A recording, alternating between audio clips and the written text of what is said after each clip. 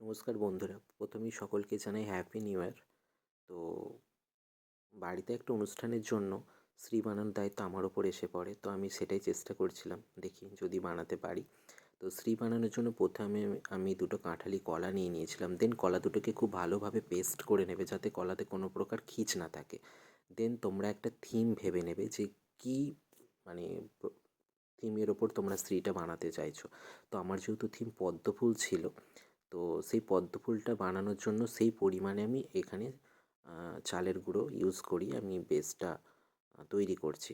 তো কলার সঙ্গে চালের গুঁড়ো মিক্স করে আমি পদ্ম ফুলের বেসটা তৈরি করার জন্য আমি একটা ডো ক্রিয়েট করে নিয়েছি। এরপর পদ্ম ফুলের মাঝখানটা যেহেতু হলুদ থাকে, তো ওই ডো থেকে সামান্য একটু ডো কেটে নিয়ে আমি বাড়িতে থাকা হলুদই তাতে মিক্স করছি।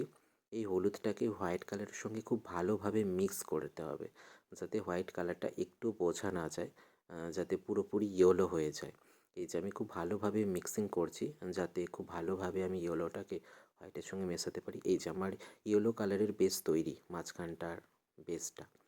তো এরপর আমি ইয়েলো কালারের বেসটি রেখে দেবো সাইডে। এরপর আমি পদ্ম ফুলের পাপড়িগুলো যেহেতু গোলাপি রঙের হয়, তো পাপড়িগুলো ক্রিয়েট করার জন্য আমি গোলাপি রঙ মিশিয়ে নিচ্ছি। তো পাপড়িগুলোর বেসও আমি তৈরি করে নিলাম এখানে। এরপর আমি একে একে পাপড়িগুলো ক্রিয়েট করব। এই যে আমার গোলাপি রঙের বেস তৈরি। এরপর আমি গোলাপি রঙের বেস দিয়ে গোলাপি রঙের পাপড়িগুলো ক্রিয়েট করছি। এরপর পাপড়িগুলোর ওপর প্রাণবন্ত বা একটু রিয়েল এফেক্টের জন্য তোমরা টুথপিক দিয়ে এইভাবে দাগ দিতে পারো, যাতে একটু রিয়েল এফেক্ট লাগে। এরপর পাপড়িগুলো একে একে তোমরা সেট করে নেবে। তো এখানে একটু হাতে তেল লাগিয়ে নেবে, নাহলে এগুলো হাত থেকে তুলতে গেলে একটু প্রবলেম হয়। এই যে আমি পাপড়িগুলো একে একে সেট করছি। তো থালার সাইজ অনুযায়ী আমি এখানে পদ্ম ফুলটা সাইজ ক্রিয়েট করেছি। এই যে পদ্ম ফুলের ফার্স্ট লেয়ার আমার তৈরি। এরপর আমি সেকেন্ড লেয়ার দেব। তো প্রথম লেয়ারের থেকে সেকেন্ড লেয়ারটা একটু ছোট হবে। এই যে সেকেন্ড লেয়ারও আমার তৈরি।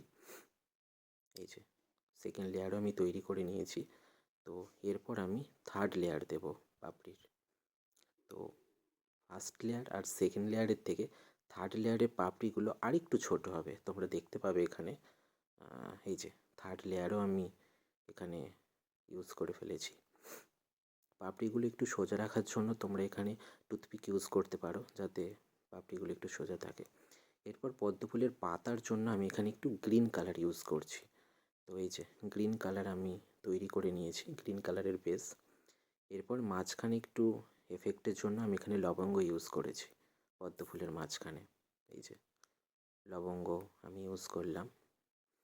দেন তারপর আমি পাতাগুলোর জন্য এই যে একটু টুথপিক দিয়ে এফেক্ট দিয়ে পাতাগুলো আমি তৈরি করে নিচ্ছি।